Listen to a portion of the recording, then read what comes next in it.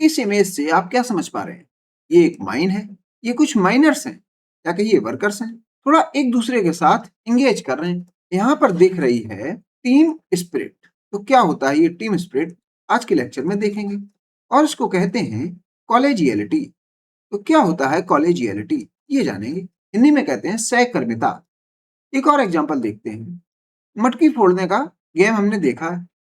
इसमें जो टॉप पर है वो कनेक्टेड है उसके नीचे वाले से, वो कनेक्टेड है उसके नीचे वाले से, ये इससे, ये इनसे, और ये लोग इनसे और ये इनसे। तो इनडायरेक्टली जो टॉप पर है और जो बॉटम में है वो एक दूसरे से चेन में कनेक्टेड है। अगर एक का भी कनेक्शन टूट गया तो समझ जाइए ये पूरी टीम बेकार हो जाएगी और टास्क कंप्लीट नहीं होगा या टास्क इनकम्प्लीट रहेगा। तो ये बात है कनेक्शन की, ये बात है टीम स्पिरिट की, ये बात है कंप्लीशन ऑफ टास्क की। कॉलेजियलिटी, सहकर्मता, टीम स्पिरिट एक ही बात है।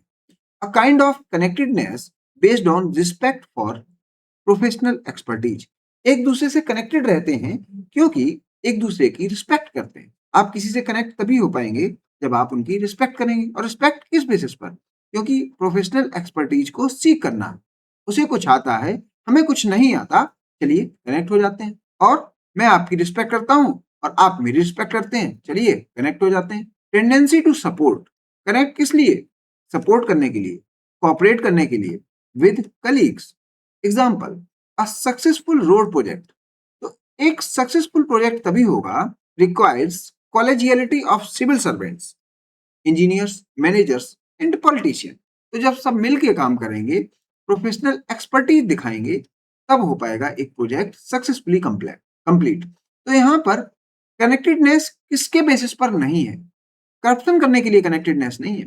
कनेक्टेडनेस चाहिए टास्क को कंप्लीट करने के लिए और प्रोफेशनल एक्सपर्टीज के लिए। Example, collegium system in Indian judiciary system.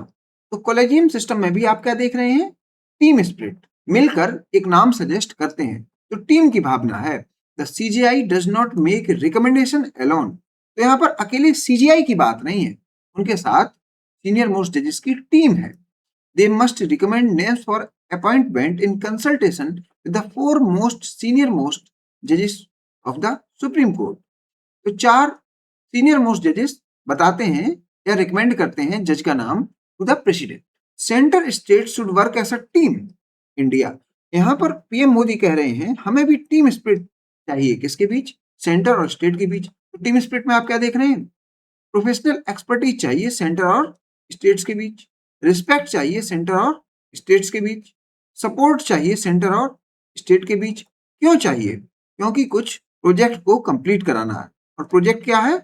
Developed India till 2047। Element of collegiality, respect, connectedness, commitment.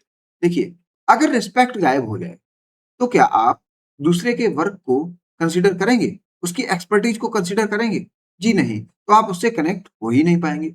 तो कॉलेजियलिटी के लिए रिस्पेक्ट एक मस्ट फैक्टर है, एक एलिमेंट है। Connectedness, shared commitment and mutual understanding, एक दूसरे को समझना। तो ये बात हुई एम्पैथी की। अगर वो सफर कर रहा है, उसे कुछ प्रॉब्लम है तो हमने समझ ली, और हमें कुछ प्रॉब्लम है तो उसने समझ ली। कमिटमेंट टू मोरल गोल्स, तो कमिटेड है goals, decision and values of the department, या फिर जो भी ड्यूटीज हैं, जो वैल्यूज हैं डिपार्टमेंट की, उससे कमिटेड हैं और एक टीम के रिस्पेक्ट में काम कर रहे हैं। तो ये बात हुई कॉलेजियलिटी। एक और वैल्यू है सेल्फलेसनेस, हिंदी में कहते हैं निस्वार्थता। Selflessness actually means equating your needs and desires with those of everyone else. आपकी कुछ नीड हो सकती हैं, आपकी कुछ डिजायर्स हो सकती हैं, लेकिन उसके साथ साथ दूसरी की भी नीड और डिजायर को ध्यान रखेंगे। And realising that needs of others are important. तो सेल्फलेसनेस के लिए आपको चाहिए एम्पैथी। तो ये एम्पैथी से कनेक्ट हो जाएगा। Selfishness entails that you place your self over others. तो सेल्फिशनेस क्या है? आप अपने को हमेशा हमेशा दूसरों से ऊपर रखते हैं। Maybe there may be some situation when you may have to prioritise yourself. कभी कभार ऐसा हो सकता है कि आपको अपने को प्रायोरिटी देनी पड़े, सेल्फ केयर की बात है। लेकिन सेल्फिशनेस क्या है? आप कंटिन्यूअसली दूसरे को निग्लेक्ट करते रहे। अपने को प्रायोरिटी देना अलग बात हुई, कभी कभार आपने अपने को प्रायोरिटी दे दी, सेल्फ केयर की बात, लेकिन हमेशा ही दूसरे को निग्लेक्ट निग्लेक्ट करना क्या है? Selfishness. And focus on your self only, और अपने पर ही फोकस करना और कंटिन्यूअसली करना। ऐसा नहीं एक दिन कर लिया, 2 दिन कर लिया, सेल्फ केयर की बात है, चलो कर लिया, थक गए तो अपने पर फोकस कर लिया। ये तो हमेशा अपने पर फोकस करना, दूसरे को निग्लेक्ट करने की बात है। ये हुई सेल्फिशनेस। और जहां पर सेल्फिशनेस आ जाती है, वहां पर सेल्फलेसनेस गायब हो जाती है। Then you would be displaying selfishness. मैंने आपको बता दिया, by removing self-proclaimed barriers or prejudices between yourself and the outside world, you can become selfless.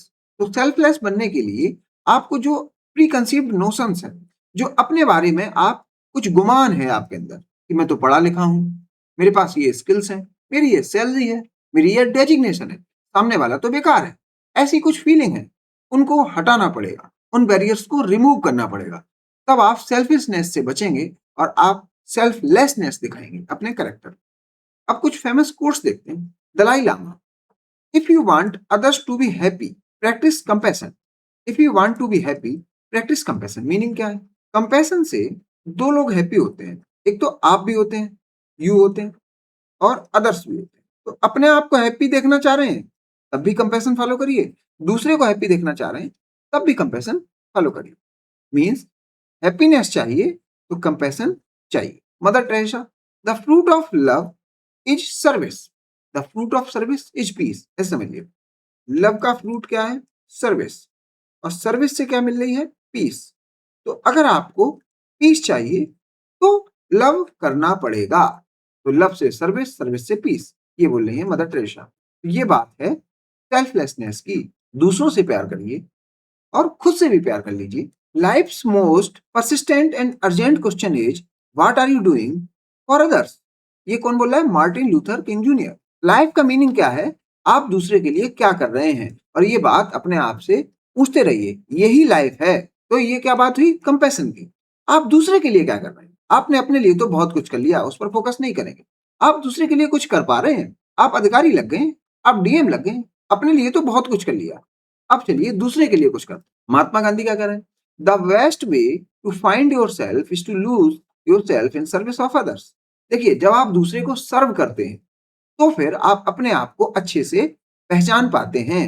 तो अपने आप को पहचानने की, अपने आप को जानने की जरूरत है, तो आपको दूसरे को सर्व करना पड़ेगा। तो जब भी आप बात करें सेल्फलेसनेस की, उसको एसोसिएट कराइए कंपैशन से, पीस से, सर्विस से, डूइंग से, हेल्पिंग से। Albert Einstein, only a life lived for others is a life worthwhile. Similar बात है मार्टिन लूथर किंग जैसी। Henry Ward Beecher, the purpose of life is not to be happy. ये कुछ happy होने की कहानी नहीं है। It is to be useful, it is to be honourable, to be compassionate. तो लाइफ मतलब यूजफुल, लाइफ मतलब ऑनरेबल, टू बी कंपेशनेट। दूसरों की मदद करिए, करुणा रखिए अपने अंदर। To have it make some difference that you have lived and lived well. तो लिव्ड वेल जो लाइफ है वो तभी होगी जब आपने ऑनरेबल लाइफ जी, यूजफुल लाइफ जी, और कंपेशनेट लाइफ जी। नहीं तो आपने जिंदगी को काटा है। तो जिंदगी को जीना और जिंदगी को काटना, दोनों में अंतर है, ये बता रहे हैं हेनरी वार्ड बीचर। अब एक क्वेश्चन है जो 2021 में पूछा गया, आइडेंटिफाई 10 एसेंशियल वैल्यूज। हमने लगभग 10 से ज्यादा वैल्यूज पढ़ ली। हम वो वैल्यूज यहाँ पर लिख सकते हैं, that are needed to be an effective public servant. तो पब्लिक सर्विस वैल्यू और जो foundational values for civil services है, उसमें कोई 10 वैल्यूज आप यहाँ पर मेंशन कर दीजिए, जैसे इंटीग्रिटी, जैसे इम्पार्शलिटी, जैसे नॉन पार्टिसनशिप, जैसे डेडिकेशन टू पब्लिक सर्विस, जैसे एम्पैथी, सिंपैथी, कंपैशन, जैसे अकाउंटेबिलिटी, जैसे ट्रांसपेरेंसी। ये सब एग्जांपल्स आप दे सकते हैं। जैसे collegiality, describe the ways and means to prevent non ethical behaviour in public servants. अब देखिए, इस पर बात बाद में करेंगे कि कैसे प्रिवेंट किया जाए नॉन एथिकल या कहिए unethical behaviour in public servants. सबसे पहले इस टर्म पर आते हैं, आइडेंटिफाई। इसका क्या meaning? Answer, please be careful on the keyword identify. इसको देखिए, hence we have to answer all values within the few words. जब भी आइडेंटिफाई दिया जाए और 10 वैल्यूज लिखनी है, तो कुछ वर्डों में, कुछ शब्दों में आप उसको लिखें, बहुत ज्यादा ना लिखें, इन डिटेल ना लिखें। If the keyword would be explain और डिस्कस, अगर यहाँ पर आइडेंटिफाई की जगह एक्सप्लेन पूछा जाता या फिर पूछा जाता डिस्कस, थोड़ा इन डिटेल लिखना पड़ता। तो जब ये कीवर्ड दिए जाते तो आप समझ जाइए यहाँ पर वैल्यूज कितनी पूछी जाती, 5, तो उन 5 के बारे में लिखना होता। अब क्योंकि कम लिखना है तो 10 कर दी गई, और कीवर्ड जो लगाया गया, क्वेश्चन वर्ड लगाया गया, वो है आइडेंटिफाई। नेक्स्ट लेक्चर में जानेंगे एथिकल कंसर्न एंड डायलेमा में क्या रिलेशन है, क्या एथिकल कंसर्न और एथिकल डायलेमा एक ही बात है या डिफरेंट, ये जानेंगे। और सिलेबस में कहाँ दिया गया है, public service values and ethics in public administration. अब पब्लिक एडमिनिस्ट्रेशन में इथिक्स कहाँ लगती है, उसमें जानेंगे ethical concerns, means ethical concerns जानेंगे पब्लिक एडमिनिस्ट्रेशन में, और एथिकल डायलेमास जानेंगे पब्लिक एडमिनिस्ट्रेशन में, और देखेंगे ethical concerns and ethical dilemmas in government, क्योंकि पब्लिक एडमिनिस्ट्रेशन एसोसिएटेड किससे है, गवर्नमेंट से, एंड प्राइवेट इंस्टीट्यूशन, और कुछ ethical concerns, ethical dilemmas private institutions के भी जानेंगे। तो मिलते हैं नेक्स्ट लेक्चर में। Thank you, keep learning.